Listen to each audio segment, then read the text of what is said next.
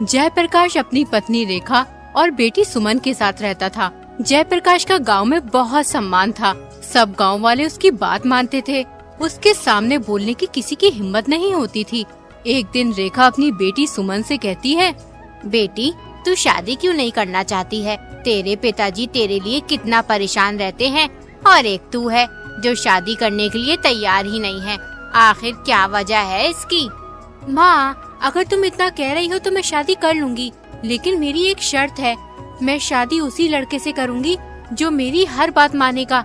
अगर ऐसा कोई लड़का है तो मैं उससे खुशी खुशी शादी कर लूंगी।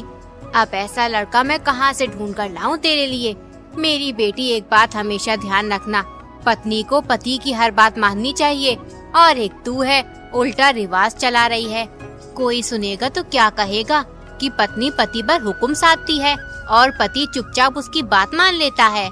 देखो माँ, अगर तुम मेरी शर्त नहीं मानोगी तो मैं कभी शादी नहीं करूँगी, चाहे कुछ भी हो जाए। किसी तरह ये बात गांव के जमींदार के आलसी बेटे के कानों तक पहुंच गई।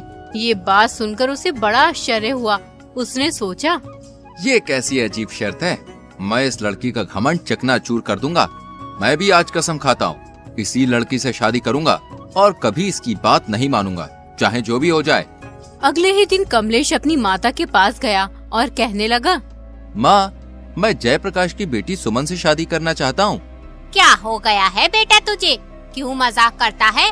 कल तक तो तू शादी के नाम से मुंह बनाता था और आज एकदम शादी का ख्याल तेरे दिमाग में कहाँ से आ गया? चल मान ले, अगर हम तेरी शादी कर भी दे तो तू अभी कुछ करता धरता भी तो नहीं है। बीवी बच्चों का गुजारा कैसे करेगा? हम तेरा कब तक साथ दे सकते हैं? कभी न कभी तुझे कोई काम तो करना ही होगा। माँ, मैं अभी कुछ सुनना नहीं चाहता हूँ। मुझे बस शादी करनी है, वो भी जयप्रकाश की बेटी सुमन से। तुम पिताजी से बात करके जयप्रकाश के घर जाओ, उसकी बेटी का हाथ मांगने मेरे लिए। रुक्मणी अपने पति उदय भानु से कहती है, बेटा जवान हो गया है, तुम उसका विवाह कर दो, मुझे भी थोड़ी राहत मिल जाएगी। इतना बड़ा घर है, मुझसे इतना सारा काम नहीं हो पाता है। अरे भाग्यवान, तुम ये क्या कह रही हो? कमलेश तो कुछ करता धरता भी नहीं है, सारा दिन घर में यूं ही पड़ा रहता है। मैंने उससे कितनी बार कहा है कि खेतों पर जाओ, काम करो, मजदूरों के साथ मिलकर थोड़ी मेहनत वहनत कर लिया करो, लेकिन वो है कि सुनता ही नहीं। हमारे पास इतनी सारी जमीन है, अगर वो खेती का काम नहीं सीखेगा तो फिर जमीन पर खेती कैसे करेगा? अगर वो चाहता है कि उससे मेहनत नहीं होगी तो मेहनत मत कर, लेकिन खेतों पर जाकर मजदूरों को ही देख लिया करे। मजदूर सही से काम कर रहे हैं या नहीं कर रहे हैं, या समय ही पास कर रहे हैं। अब मैं अकेला कौन कौन सा काम देखूं? तुम सही कहते हो, लेकिन अभी वो नासमझ है। अगर हम इसका विवाह करा देंगे तो ये खुद ही काम करने की सोचेगा और इसका ये आलसीपन दूर हो जाएगा। कहे तो तुम बिल्कुल वैसे सही रही हो। तुम्हारी नजर में कोई लड़की है कमलेश के विवाह के लिए? हमारे गांव में जयप्रकाश जी रहते हैं, वो एक सम्मानित और अच्छे इंसान हैं। उनकी बेटी सुमन बहुत ही खूबसूरत और सुशील है। अच्छा, तुम जयप्रकाश की बेटी सुमन की बात कर रही हो? अरे जयप्रकाश तो बहुत ही अच्छा इंसान है, गांव के सभी लोग उसकी बहुत इज्जत करते हैं। हम कल ही जयप्रकाश के घर चलेंगे कमलेश के रिश्ते के लिए। तुम तैयारी शुरू कर दो। अगले दिन उदय भानु और उसकी पत्नी जयप्रकाश के घर पहुंच जाते हैं। अरे जमींदार साहब, कैसे आना हुआ? सब खैरियत तो है ना? हाँ जयप्रकाश जी, सब ठीक है। दरअसल हम यहाँ पर तुम्हारी बेटी सुमन का हाथ मांगने आए हैं, अपने बेटे कमलेश के लिए। हमें पता चला है कि सुमन बहुत ही शिक्षित और समझदार है। ये तो बहुत अच्छी बात है, आपने बिल्कुल सही किया जमींदार साहब। इससे हमारी दोस्ती रिश्तेदारी में बदल जाएगी। कुछ ही दिनों में सुमन और कमलेश का विवाह हो जाता है। शादी के 2-4 दिन के बाद कमलेश सुमन से कहता है, तूने अपनी माँ से कहा था ना कि तू उस लड़के से शादी करेगी जो तेरी हर बात मानेगा, लेकिन मैं कभी भी तेरी कोई बात नहीं मानूंगा। अब देखता हूँ तू कैसे मुझसे अपनी बात मनवाती है। कमलेश सुमन को बुरा भला कहने लगा, यहाँ तक कि मारपीट पर भी उतर आया। मैं आपकी पत्नी हूँ और आपसे ये आशा करती हूँ कि आप मुझे पूरा सम्मान दे। हमारे रिश्ते की मजबूती और खुशहाली के लिए बहुत जरूरी है कि आप मेरे प्रति आदर और समझदारी का रवैया अपनाएं। ये न केवल हमारे रिश्ते को बेहतर बनाएगा, बल्कि हमें एक मजबूत और खुशहाल जोड़ी भी बनाएगा। फिर भी अगर आप मेरे साथ मारपीट करना ही चाहते हैं तो मैं आपको ये अधिकार तब दूंगी जब आप खुद मेहनत करके पैसे कमा कर लाओगे अभी तो आप अपने पिता के धन पर ऐश कर रहे हो। तुम्हें क्या लगता है मैं पैसे नहीं कमा सकता? तो फिर ठीक है, अब मैं तब तक घर में नहीं घुसूंगा जब तक मैं खूब सारा धन न कमा लाऊं। कमलेश अपनी पत्नी से ये बात गुस्से में कह तो देता है, लेकिन बाद में वो सोचने लगता है, अरे मैंने तो अपनी जिंदगी में कोई काम ही नहीं किया, ऐसे में मुझे क्या काम मिल सकता है जिसे मैं कर सकता हूँ? एक काम करता हूँ, सुरेश से मालूम करता हूँ। उसने बहुत सी जगह पे काम किया है, वो मुझे कोई ना कोई काम के बारे में जरूर बता देगा।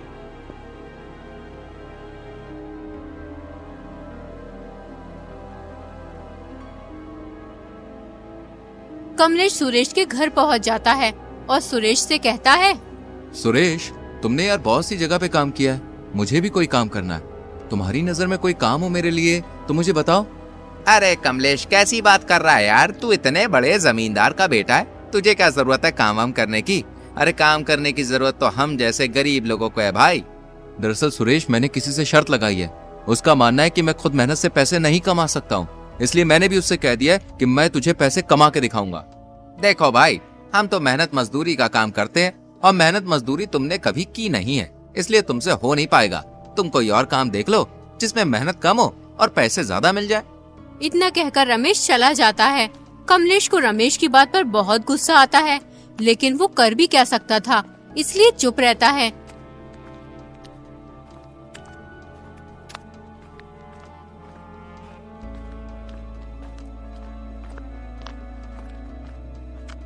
अब कमलेश बगैर किसी को कुछ बताए धन कमाने की तलाश में निकल पड़ता है।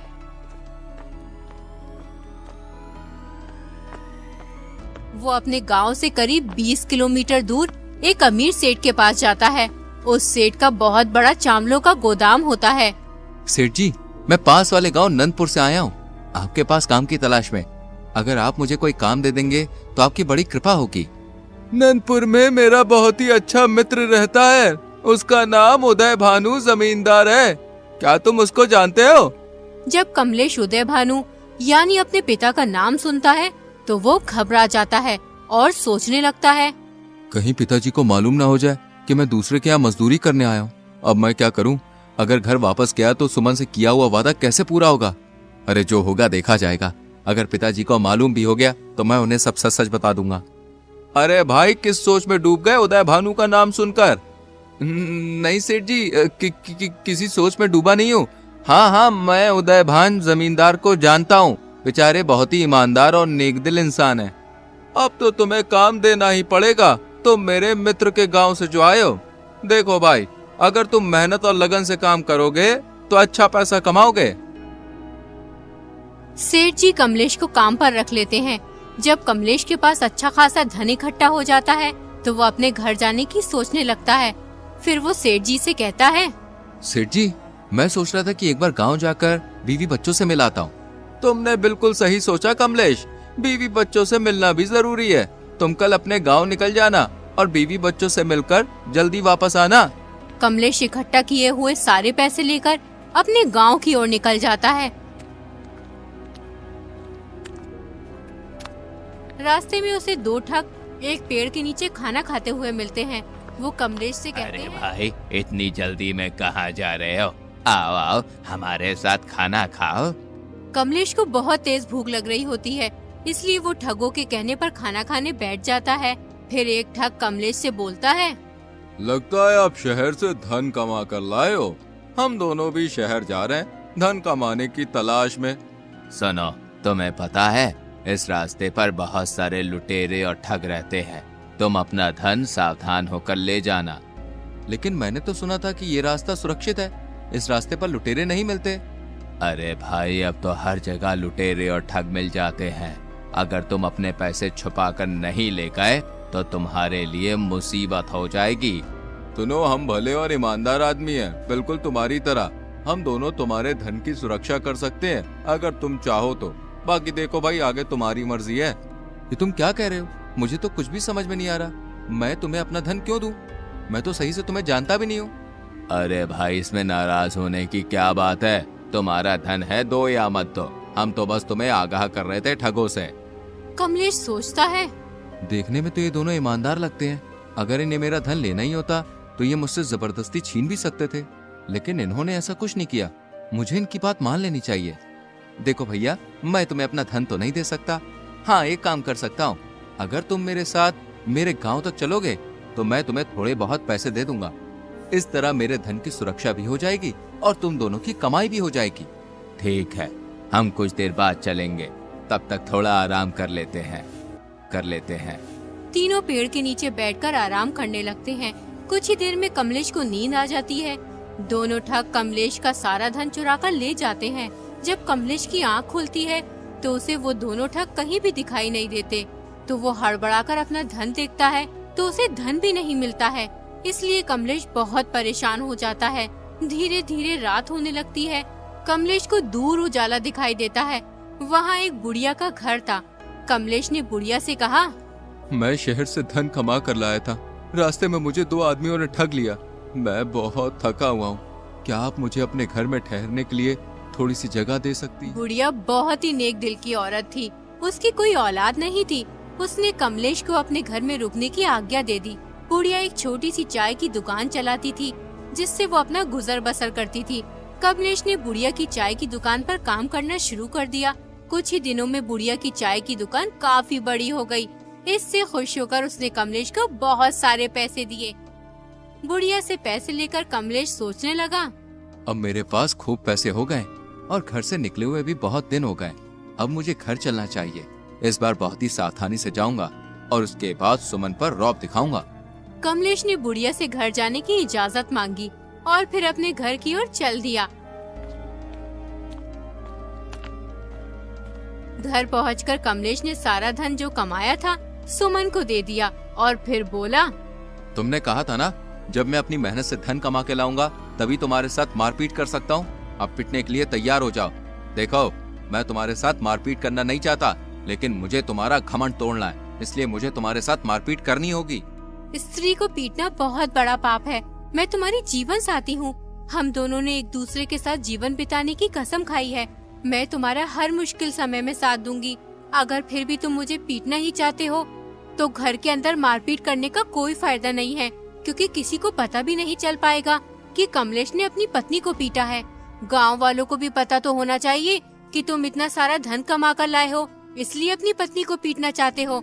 आज आराम कर लो, तुम बहुत दूर से चलकर आए हो ना। कल सुबह सारे गांव वालों को बुलाकर मुझे उनके सामने पीटना। कमलेश अपनी पत्नी सुमन की बात मान लेता है। अगली सुबह वो सभी गांव वालों को इकट्ठा करता है। जैसे ही कमलेश अपनी पत्नी को पीटने के लिए आगे बढ़ता है, उतने में ही कमलेश के पिता उदय भानु जमींदार वहाँ आ जाते हैं। बदतमीज नालायक, ये क्या कर रहा है? एक स्त्री पर हाथ उठा रहा है। क्या तूने इससे शादी से पीटने के लिए की? जानता भी है, जिस दिन से तू गया है उस दिन से एक दिन भी ये चैन से नहीं सोई है। हर वक्त तेरी याद में रोती रहती है, और एक तू है जो इस मासूम को पीटने के लिए तैयार है। भीड़ के सामने कमलेश शर्मिंदा हो जाता। उसके दिल से सुमन के लिए नफरत मिट गई थी। उसे अपनी गलती का एहसास हो गया था। वो सुमन से माफी मांगने लगता है, यहाँ तक कि उसके पैरों में गिर जाता है। उसके बाद सुमन उसे उठाती है और बोलती है, तुम्हारी जगह मेरे पैरों में नहीं बल्कि मेरे दिल में है। उसके बाद कमलेश ने कभी सुमन से कुछ नहीं कहा और उसकी हर बात मानने लगा।